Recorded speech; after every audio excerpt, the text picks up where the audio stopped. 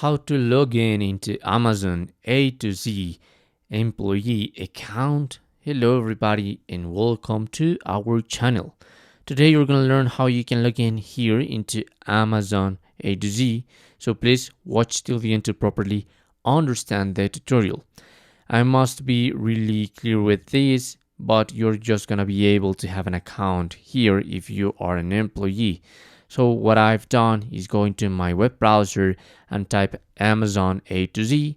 Now I'm going into the first link, and here you're gonna find the option to log in. So to get started, log in by entering your Amazon login. This account is different from the one you used to shop on because this is you being an employee.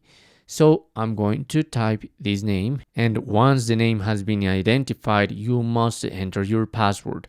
Just remember that you can enable this option to show your password and to avoid any mistakes.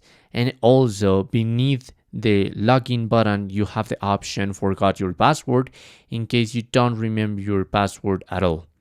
Also, if you need it, there's an option in the top, fingerprint face device passcode. In any case, if you want to switch your password for any of these different methods to log in. And that's how you can do it. That's how you can log in into Amazon A to Z employee account. Thanks for watching.